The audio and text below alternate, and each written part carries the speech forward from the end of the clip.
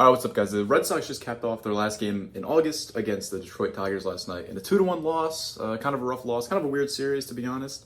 Game 1 was weird. Game 2 was 2-1. So, you know, Red Sox are 70 and 66 on the year and are 3.5 games out of the wild card, 9 out in the AL East, and they have a 2.5 game lead of the Blue Jays in third place. Rough post All-Star break. They started off the month good, kind of teased us a little bit with those 2 big series wins against, I think it was the Rangers and the Royals. Those were big wins. They came home and, I mean, it just not capping off and not, you know, they blew kind of a lot of chances here to gain a lot of ground in the wild card. The Twins aren't doing too good either. Rough. Total August record is 13 and 15. They went 4-3-1, 4 wins, 3 losses, and a tie against Baltimore, actually. Yeah, I mean, just not, you know, if I had to grade it right now, I would give August a C+, because they didn't go out there and get completely destroyed, but they blew a lot of big series, and to just be brutally honest, they were inconsistent.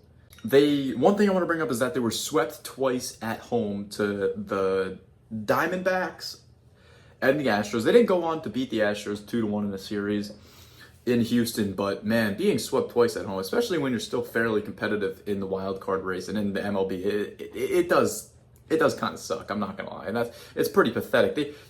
At Fenway, they just haven't been good this year. I'll say it. I mean, they've been great on the road, but at Fenway, they've not been good. That's the truth. Statistically, that's the truth. I mean, it's been rough. I mean, the biggest things here are the inconsistent bullpen and offense. You know, the bullpen started off the month terrible. You know, our starting pitching came back a little bit. Then we ended the month terrible on offense. I mean, I don't know what's going on here. We had a couple good bright spots there, here and there, but other than that, it's been inconsistent. We haven't clicked on both sides. Maybe 1 or 2 games we have, and I can name them. I think it was both those games in Houston to win that Houston series. Some names I want to bring up is Tristan Casas, Jarren Duran, for sure. Those guys have been our best offensive players. Casas has come back, and since his first at-bat, he's just looked incredible. I mean, he's back to full form. He's been back to full form, and it's awesome to see. I think that really good with Casas. Nothing upset with him. His defense has looked really good as well. I don't know what it is. I don't know if you guys have noticed it too, but watching him defensively has been awesome. He's been really good at first base. And Jarren Duran, of course, still, he had a little bit of a mishap, you know, and it kind of sucks because he couldn't play his 162 games that he was hoping for, but that's his fault, man. He did a stupid thing, but hey, he's looked great, so, you know, I'm not gonna knock him for anything, you know. I think he got lucky with the 2-game suspension too. That could have got a lot worse.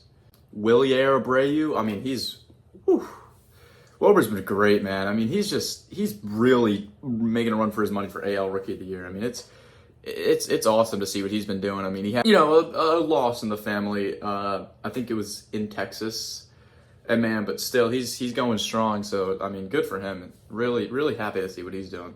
Devers has been quiet. I think he's on 28 home runs this year.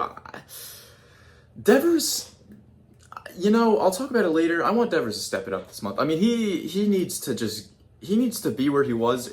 When Devers gets hot, you think he's good, but he gets hot for 2 weeks, then he goes cold, and then he just gets a little inconsistent. You know, I need to see Devers smashing 35 home runs this year.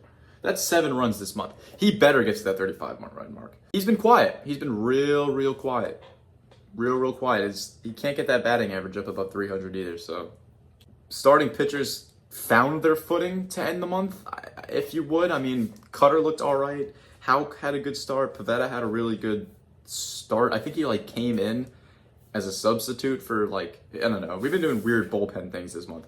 But he went, 6 or 7 innings, 0 earned runs, and I think it was close to 10 strikeouts. So it was a good outing from him. AL Rookie of the Year. Emphasize the S because we have 2 of them. We have Wilber and we have Cedin Rafael. These guys have been great. Cedin is batting .254, 63 RBIs, 14 home runs, 17 stolen bases. I couldn't find the compared stats to rookies, but he's up there. But what makes him special is not only does he have a handful of clutch hits and home runs and at-bats that he's been a part of already, his defense, man, his defense is something that no one on the team can replicate, and I don't think any other rookie can replicate it, and no one else in the league maybe are able to replicate what he could do in both center field and in the infield. It's beautiful. Beautiful is what I say. That's it. I love watching him play. He's one of my favorite players on the team already. I already have a video out about him. Probably going to make another one about him. He's awesome. Gotta love him. Wilyer, little better batting average. I think he's one of the best batting averages rookies in the whole league. He's batting .270. He's got 53 RBIs, 14 home runs, same like Sedin. And I didn't mention Sedin's on base percentage. It was like all right. Wilbur's is 830 OPS. So he's better in those categories, but same amount of home runs for both those two guys. And honestly, I think Sedin's got a better shot, but I wouldn't be surprised if either of those guys go home with it at the end of the year. However, I will say that if Wilyer goes home with it, I don't think, because I think if he's going to go with it, I think Sedin just is a lot better. Like it's going to be Sedin or someone else over him.